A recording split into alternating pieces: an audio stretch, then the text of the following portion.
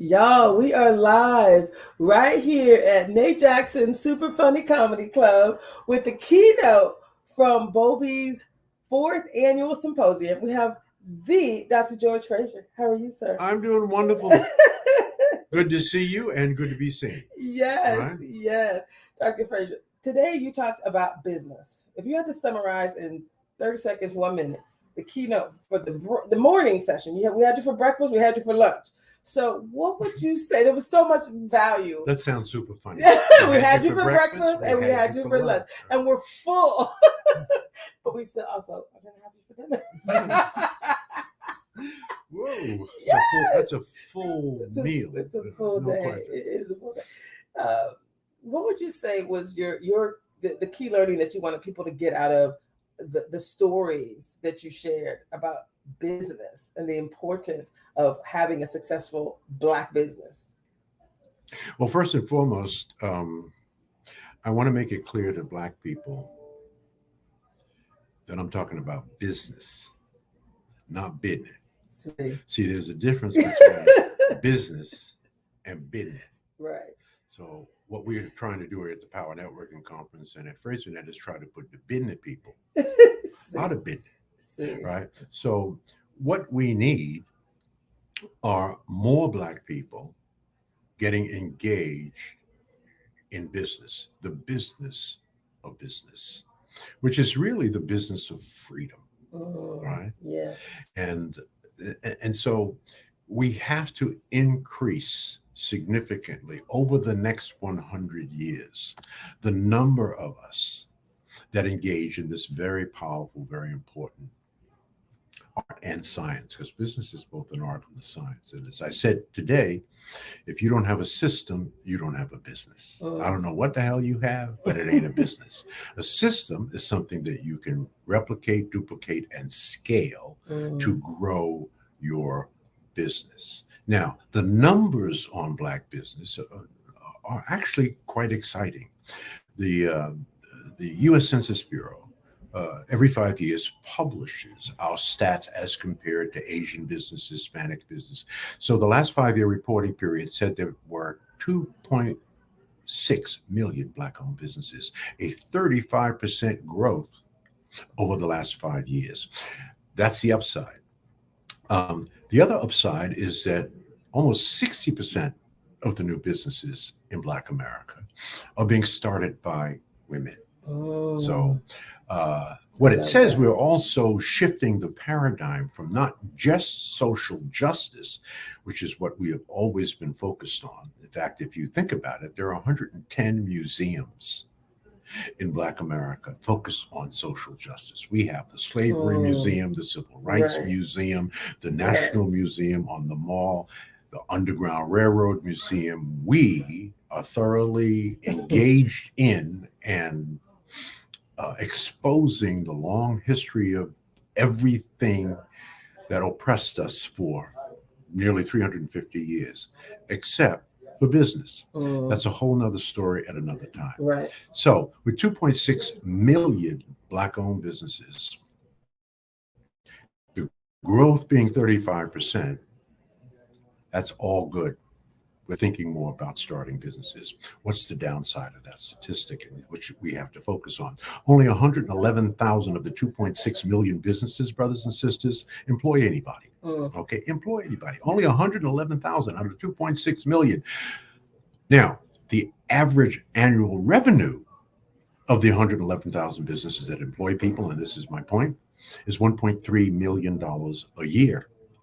So that means that 2.5 million of our businesses are sole proprietorships. These are young brothers and sisters who are now have a entrepreneurial mindset and they're beginning to seed their business. Yes. Okay. The challenge with that, of those 2.5 million sole proprietorships, the average annual revenue of those businesses is $18,700 a year. So you can't live on that. Right. So you either grow or die. So the ultimate vision, I believe, and the point that I was making, the ultimate vision, the ultimate dream, is that by the end of the 21st century, that we become the number one employer of our own people. Jews is the number one employer of Jews. East Indians are the number one employer of East Indians. Asians are the number one employer of Asians. In fact, Asians have solved their unemployment problem opening small Asian restaurants in the hood. Okay. Um, but try to open up the Booker T. Washington delicatessen in Chinatown and see what happens, right? So we have to coalesce around this whole idea of economics is the new black power, and and one of the foundational pieces for the growth of wealth and closing the wealth and income gap between blacks and whites in America over the next generation, which is 8-1, by the way, 8-1 in terms of net household median wealth. All right, they have 8 times more wealth than we have, and we've been here since the Mayflower, right? We came over here on the Mayflower, so we've been here as long as them. So one of the cornerstone pieces to close that gap over the next 100 years is business development. And so we have to focus on that. I believe that economics is the new black power, and this includes financial education or financial literacy or financial intelligence, because we are the most financially illiterate people in America. So we have to fix that. What's the first step in fixing that? Is focusing in our churches and in our homes on all things that require an understanding of how wealth works, right? And then being around more brothers and sisters who are engaged in business, because the way to become a great entrepreneur is to hang out with great entrepreneurs. Let me say that a different way. Introduce me to your 5 closest friends, and that will tell me who you are. As they know and as they go, so go you. In fact, if you could find out the average salary or income of your 5 closest friends, I bet you $100 you're earning about the same amount of money. So if you want to be a millionaire, you better hang out with millionaires. So that's one of the core challenges, I think, that we must focus on as Black people in the 21st century. The new theme for us must be economics is the new black power. And that will be fueled and funded and essentially financed by creating work and jobs for our people and moving away from the OG, the old school mantra that my parents taught me. What did they teach the 11 Fraser kids? There were 8 boys and 3 girls. Get a good education and get a good job. And that's exactly what we did. But that's not what I've taught my 2 sons who are entrepreneurial. I taught them to get a good education and create a job. Create a job for yourself, create a job for your children, and if God gives you the power and the glory, create work and jobs for our people. So that was sort of the core message of the 2.5 hour talks that I gave. And I hope that it catches on in our community. And again, I'm not the only one talking about this. Maybe I was one of the first ones talking about it. I'm OG. I'm 77 years old, so I've been talking about this and writing about this for 40 years. In fact, there's a book I wrote called A Race for Success: The 10 Best Business Opportunities for Blacks in America. I wrote that book 20 years ago. If you pick up a copy of that book, it reads like it was written yesterday, because those major opportunities for us. There's nothing wrong with barbershops. There's nothing wrong with beauty salons. There's nothing wrong with funeral parlors and so forth.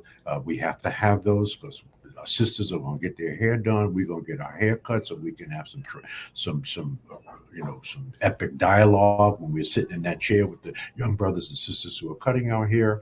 But we've got to move beyond those things. There's unlimited opportunity for us. And now with the internet, with artificial intelligence, with social media, there's unlimited opportunities, brothers and sisters, unlimited. That is not our problem. Yes, we live in a racist country, but there is still unlimited opportunity. That is, again, not our problem. You know what our problem is? Capacity. We have to build our capacity to take advantage of the enormous opportunities that are before us, and more will open up to us. And that simply means, how do you build capacity, Dr. Fraser? Be deeply committed to personal growth and development, lifelong learning, and constant never-ending improvement. I love Focus that. on excellence. In fact, we establish a new term at Fraser Net. It's called Black Excellence 2.0. Black Mm, Excellence 2.0. Well, what does that mean? That means it's another way of saying what our parents told us when we were coming up. My mother said, Georgie boy, you're going to have to be twice as good to get half as much. Because if you're black and mediocre in America, you better leave because you're going to be mm, marginalized and you're ultimately going to be destroyed in this country. So, Black Excellence 2.0 simply says to Black folks that our entry point when we get into business or we're hired uh, in the public, private, or independent sector, our entry point is mhm. excellence. We come in at excellence. I love That's it. the base. Yes. The goal is exceptionalism. That's the Mm, goal. The goal is no more excellence. That used to mm, be the goal, right? We would come in at good, and maybe if you got in at mediocre, well, that's over with. Now we come in at excellence, and our goal is to be exceptional. Why is that important, Dr. Fraser? Because once you become exceptional at mm, anything you choose in life, it will be impossible to fail. mm, People will beat a path to your door because if you are exceptional, you will stand alone, mm, right? You will mitigate competition. So mm. I that's the love goal, that. to become exceptional, enter at excellence, be committed to personal growth and development, lifelong learning, and constant never ending improvement. And you should not, if you're going to college, take a business class, at least take Yes. a business class, right? Maybe major in economics, major in marketing, but get some business experience. Now, once you graduate from college, don't open a business, please. Business is very hard. Unless your parents are entrepreneurs and have a business, then you can work with your parents in their business. But if your parents are not entrepreneurs, the smartest thing you could do essentially is what I did. I found a way into Procter and Gamble. Well, we used to call it push and grab. Now, these people are beasts. They invented branding and Right. marketing. Right. And I stayed there for 13 years learning at the feet of masters. Then I became vice president of United Way and learning marketing and branding in the nonprofit sector. Mm, And then I was invited by Ford Motor Company to be one of 12 brothers selected in the country to go through their minority business development program. I was to be the first mhm, black Ford Lincoln Mercury dealer in the greater Cleveland area. mm, And I graduated number one in the class, but I decided I did not want to sell cars. I wanted mhm. to teach our people, A, how to do business, how to build businesses. And I Yes. wanted to teach them about wealth. But most importantly, I wanted to teach them about the power of the human connection, the Mm, power of networking. And so if you know anything about me, you know I've written 7 best-selling books on networking and business, and you can pick them up on Amazon. So that's a long that's answer a great to answer. your question. You have so much. I Um, sometimes I get loquacious because I get we love it. excited about what We I do, love it. We and love it. as I was excited very much today, we had a rich and This is very so, transparent and very yes, bold conversation with about yes, 200 brothers and sisters, yes. and I told them right at the beginning, I said, listen, you see what I look like? Don't get it twisted. Yes, I am black, but I'm deeper than that. I was born and raised in Bed-Stuy, Brooklyn, New York. Now, when you're from Bed-Stuy, they say you're either a thug or a gangster. I'm a gangster. You see these pinstripes on this suit? Gangster stripes, right? Yes, We have to get gangster. yes. We have to make white folks do the right thing. Now, Or they're saying some of the right thing. I was going to say, we had this conversation earlier. I was telling you about this organization who I'm proud to say that they're here in the state of Washington. They're called WEIR, Washington Employers for Racial Equity. And this organization started out of the, George Floyd murder. And they, created a commitment to progress is what they call it. And there's 80 of the top employers all of them that you could think of, right, who've shown up and they said they wanted to foster inclusion, right? They wanted to do more business with Black businesses, to increase supplier diversity, things that we've heard before. So my question to you is, as I'm working with this organization this year in 2023, they have some new baseline metrics, and there's work that we're doing. We're leading an economic empowerment series now through the National Black MBA, which you're comfortable, you know them well. So now is our time to truly connect with those Black and white, mostly white CEOs. There's a lot of Black diversity and inclusion leads that are kind of part of the conversation as well, but bringing people together to truly drive change. And we've talked about change. We're saying the right things. This is now about moving from courageous conversations to intentional activations. What would you like to say to 80 of those CEOs who've committed to progress about why it's so important to do things differently, to drive change and what that looks like? You ask great questions. Thank you very much. Really? You do. You read. God bless you. I said something today about that. I said, I love the quote. Never get in an argument with a person who has a television bigger than their bookshelf. See. Right? Read, brothers and sisters. Right? You know the old trope about us, right? If you want to hide something from a Black man, put it in a book. Read. Don't believe. And so that was a beautifully framed question. You also have wonderful language skills. That's very, very important. Words are very powerful. Words are very powerful. Thank you. We have stopped wars with just words. Yes. When you understand how important words are, brothers and sisters, you'll be careful what comes out of your mouth. Just as when you understand the power of thinking, this incredible brain that God gave us, right? Yes. That really we self-program ourselves. When you understand how powerful thinking is, you'll be careful what you think about. Right? Make no mistake about that. So you can go on YouTube, and not YouTube. You can go on Google and look up vital speeches of the day. All right, it's a publication that's been out about 40 years. They select the 10 best speeches given in America each month. Typically, it's speeches by presidents and premiers and really, CEOs and that way. Well, I'm the only Black speaker in the history of vital speeches today is that 5 of my speeches were selected for reprint and global distribution. I referred to a speech I wrote called The Slight Edge 25 years ago. Wow. Managing diversity in America. And the case I made 25 years ago, which I gave at the San Francisco Economics Club, was that the slight edge that America has is its diversity, right? That God didn't want just a vanilla cake. He wanted a salad bowl. Right. And so we are a nation of immigrants. By the way, there's only one people in this country that is not immigrants. You know who that is? Us. We are not immigrants. Right? We didn't volunteer to come over here. We were dragged over here. So we're the only non-immigrants in America, and we have been treated like that, by the way.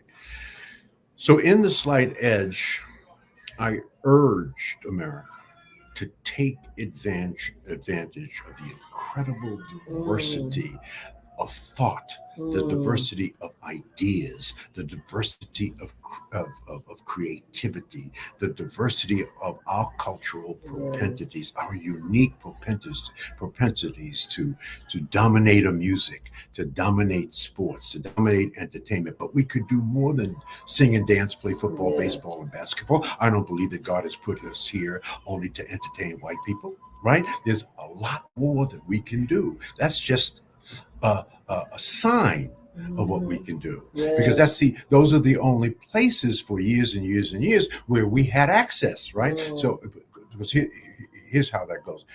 Whenever we understand the rules of the game and the playing field is level, not only can we compete, we will dominate and we will change the game on you. We changed the game of golf. We changed the game of tennis. We changed the game of basketball. We changed the game of football. We changed the game of baseball. We've changed the game of music, okay?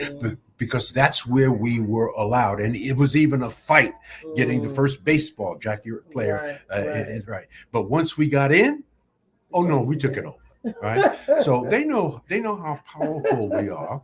And so this salad bowl of immigrants and incredibly beautiful and creative people of African descent is a strength. It is not a weakness. Now, here's the flaw with diversity and inclusion. Is one fatal flaw. Now, remember, this essay was written 25 years ago. So I began talking about this 25 years. So in other words, in 25 years, nothing happened, right? Of any significance. It's only really in the last 4 or 5 years, everything you see on television has Black people, right? That's a beautiful thing, and that's a step in the right. That's a step in the right direction. But the fatal flaw that we witnessed, for example, at Procter & Gamble, when I was at Procter & Gamble for 13 years, or when I was at Ford, or when I was in the United Way, is that we would invite culturally diverse people into the corporate culture, but nothing would change. You see, you cannot invite somebody in your house to live and not change up your house. It's like if a lion owned a home and he invited a giraffe to live with him, but he did nothing to change the house to accommodate the giraffe. After the giraffe bumped his or her head a few times and stumbled over some stuff, he'd get angry and he would leave. And this is what happens so often in the world of diversity. Yes, you can invite us in, but if we are still adapting and working to a Eurocentric culture, which is different than an African-centric culture, you make no accommodations for our differences than you, then you're not going to keep us. We're going to go where we're comfortable. Just like you go, white people, where you are comfortable. That's the fatal flaw in diversity and inclusion at this moment in time. So the rules are going to have to change. They're going to have to change to accommodate us. And then brothers and sisters who have these powerful executive positions, who are in C-suites, who are presidents, who are mayors, who are congresswomen and congressmen, right? You are going to have to insist. You are going to have to make them do what they are now saying. You're going to have to make them do it. And this lesson came to us from who? Lyndon Johnson, when he called Dr. Martin Luther King into his office after Martin Luther King was pulling his hair out to enact civil rights in America. And Lyndon Johnson was brutally honest with Dr. King. And you know what he said to Dr. King? He said, make me do it. Make us do it.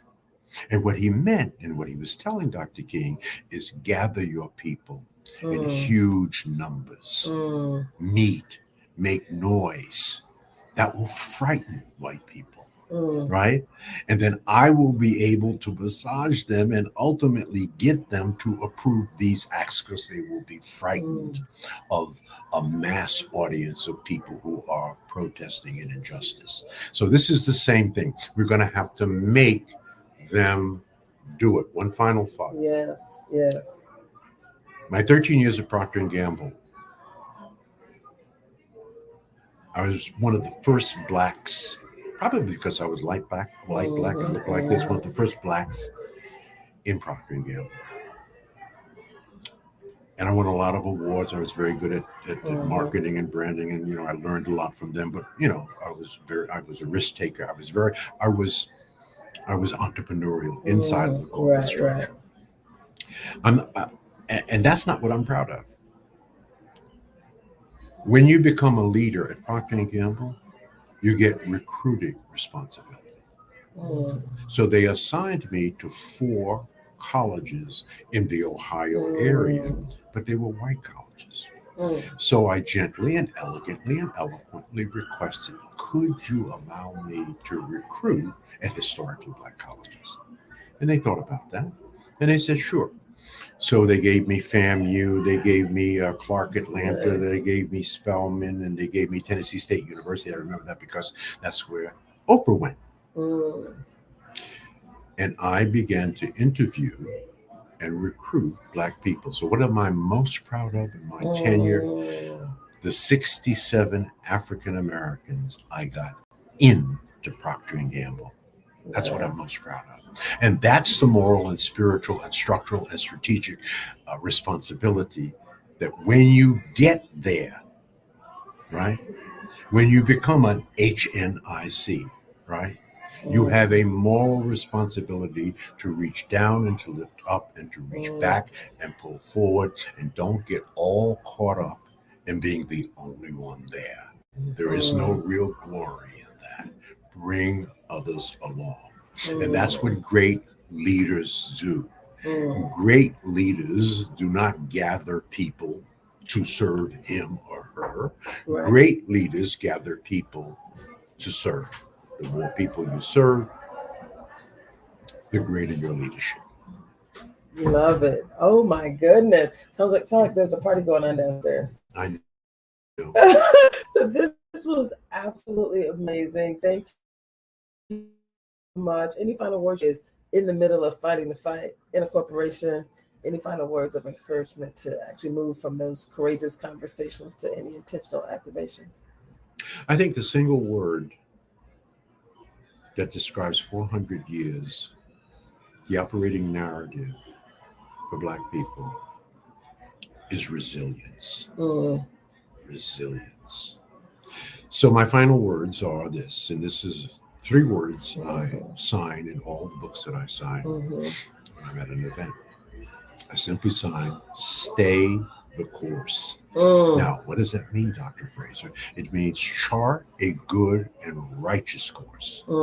Then stay that course, that all that is due you will come to you. Amen. Thank you so much. How do they find you? How do we find you? Oh, come to the Power Networking Conference August the 2nd through the 5th in Houston, Texas. Considered by Forbes magazine to be one of the top five conferences not to be missed in America. Not one of the top 5 black conferences, but one of the top 5 of all conferences. There you will meet the best and brightest entrepreneurs. You can email me also, or you can follow me on my social media. I post something every single day. So I'm on Facebook, I'm on Twitter, I'm on LinkedIn, I'm on TikTok, and I'm on Instagram. Okay? Love it. So George C. Fraser. Yeah, this has been amazing. Thank you so much.